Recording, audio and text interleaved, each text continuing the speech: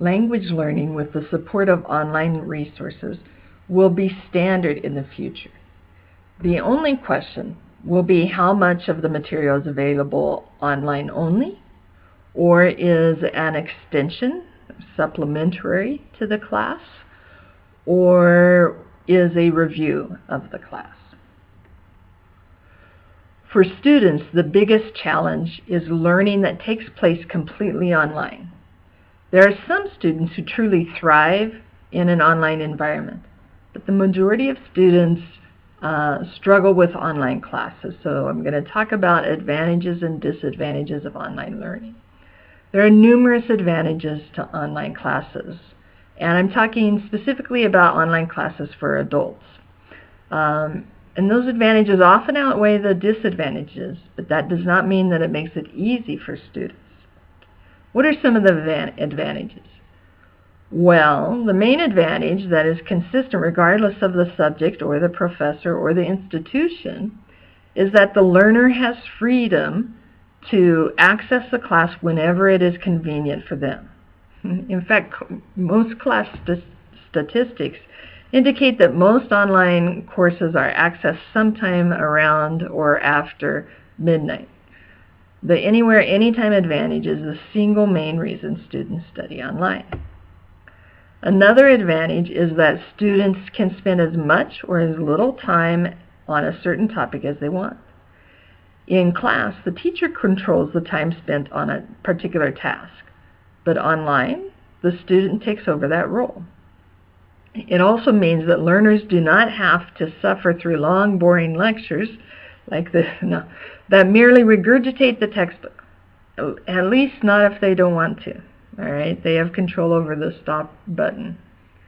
Also, students can spend more time thinking about responses they post on discussion boards or other assignments, so they have more time to think about responses. Some students are afraid of saying the wrong thing in the classroom, so being able to take extra time in order to be confident of their comments can be extremely appealing to them. Online classes, if designed properly, provide opportunities for input from every student, whereas some learners can hide in face-to-face classes. Interaction is an important key in learning.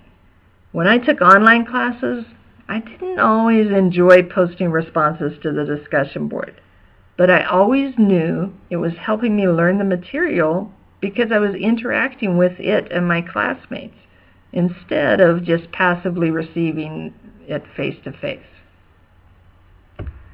All right, disadvantages. The exact same freedom that allures so many to online is an enormous disadvantage if you're not a self-starter, self-motivated type of person. Some students may not even realize how dependent they have been upon the instructor to keep them on task until they suddenly do not have that constant external push anymore.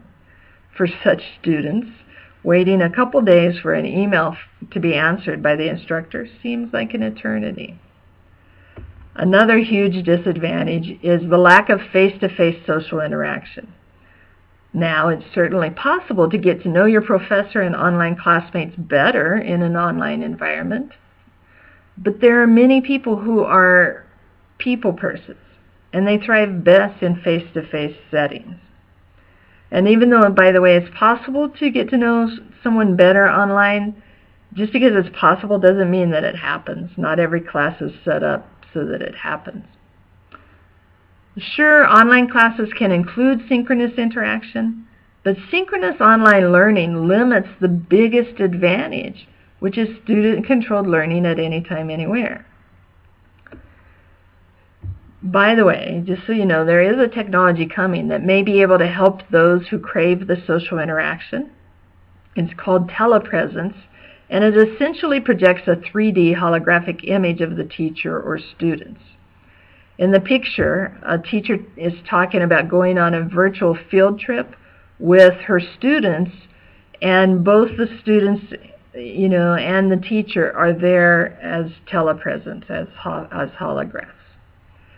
Several companies are working on this type of technology, including Apple, so you likely will see it in the not-too-distant future. The question will remain how effectively it can meet social needs.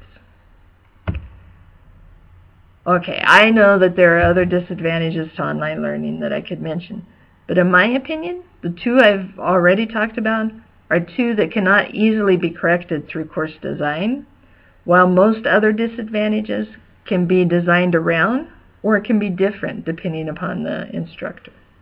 Okay?